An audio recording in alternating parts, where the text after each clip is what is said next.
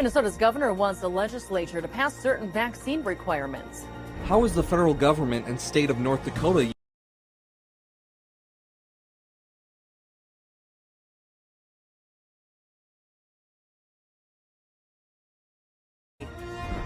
Minnesota's governor wants the legislature to pass certain vaccine requirements.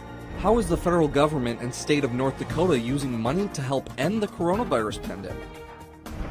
How many North Dakota National Guard troops will be heading to the southern border?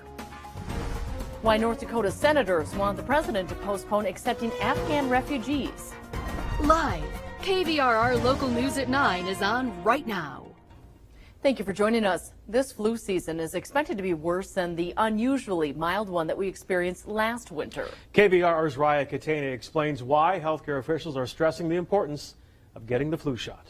Get the COVID vaccine, get a flu vaccine. That's the request many healthcare practitioners have for people in our area to help reduce the need for hospitalizations. As we're moving into a flu season, if individuals are choosing not to get vaccinated for either or both, the burden and necessity for healthcare intervention and services is just going to be that much higher. Fewer people got the flu last winter because of COVID-19 prevention measures like wearing masks, social distancing, and traveling less.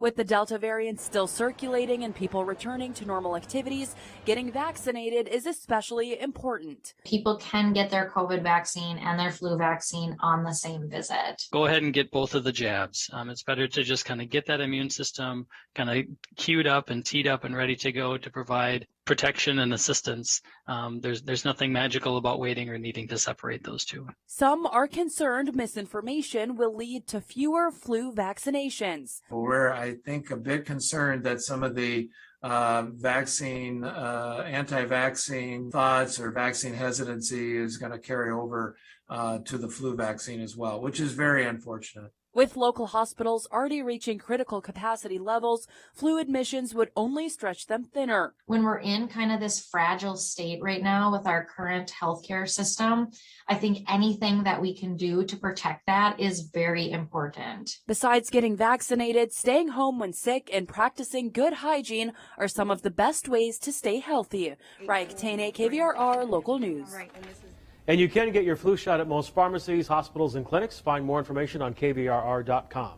There are 12 more deaths from COVID-19 across Minnesota, including 3 in our viewing area. In Clay, Douglas, and Otter Tail counties, the state has more than 7,100 new infections. North Dakota reports 2 more deaths and nearly 900 new positive cases. Active cases are rising and nearing 4,100. South Dakota reports 1 more death and more than 700 new infections. Active cases in the state have dropped below 7,000. Governor Tim Walz calling on lawmakers to approve vaccine and testing requirements for teachers and school staff and for long-term care workers.